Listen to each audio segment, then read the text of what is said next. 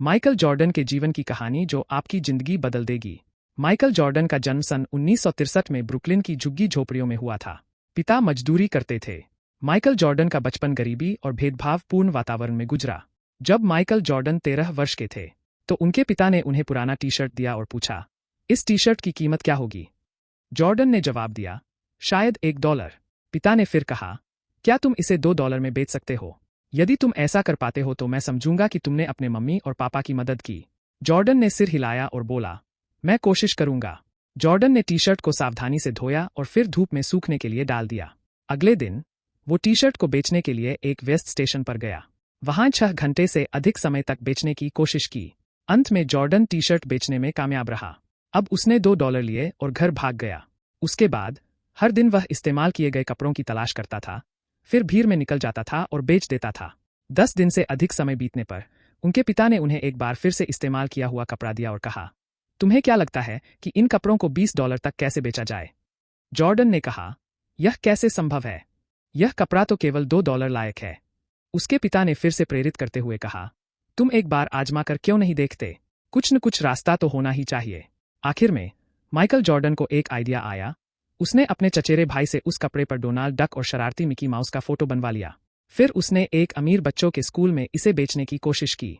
जल्द ही एक नौकर जो अपने मालिक के बच्चे को लेने आया, उसने अपने मालिक के बच्चे लिए वो कपड़ा खरीद लिया। छोटे 10 वर्षीय बच्चे को वो कपड़ा बहुत पसंद आया, इसलिए उसने जॉर्डन को $5 की टिप भी दी। जॉर्डन के लिए $25 की रकम बहुत बड़ी थी, क्योंकि ये उसके पिता के 1 महीने के वेतन के बराबर थी। जॉर्डन घर पर पहुंचा तो उसके पिता ने उसे एक और कपड़ा दिया और कहा, क्या तुम इसे $200 में बेच सकते हो? उनके पिता की आंखें चमक रही थीं। इस बार जॉर्डन ने बिना किसी संकोच के कपड़ा बेचने के लिए ले लिया।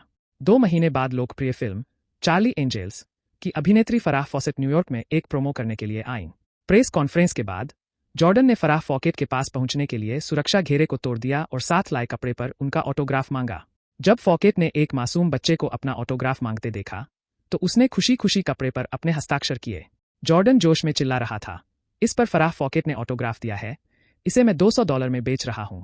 जॉर्डन ने कपड़े की नीलामी की और एक बिजनेसमैन ने इसे $1200 में खरीद लिया। घर लौटने पर उसके पिता ने आंसू बहाते हुए कहा, यह मेरी समझ से बाहर है कि तुम ऐसा करने में सफल रहे। मेरे बच्चे, तुम बहुत महान है। उस रात जॉर्डन अपने पिता के साथ सोया। सोते हुए पिता ने पूछा, बेटे, तुमको जो 3 कपड़े मैंने दिए हैं उनको बेचने का अनुभव क्या रहा? जॉर्डन ने भावुक होकर उत्तर दिया, जो दिमाग सोच सकता है उस तक पहुंचने का रास्ता भी कहीं न कहीं जरूर होता है। उसके पिता ने सिर हिलाया और कहा, तुम जो कह रहे हो वह सही है। मैं तुमको यह बताना चाहता था कि $1 के लायक कपड़े की कीमत भी हजारों डॉलर में हो सकती है। उसी प्रकार हो सकता है कि अभी हम गरीब हैं, हमारी हालत ठीक नहीं है, हम इन्हें सुधार सकते हैं।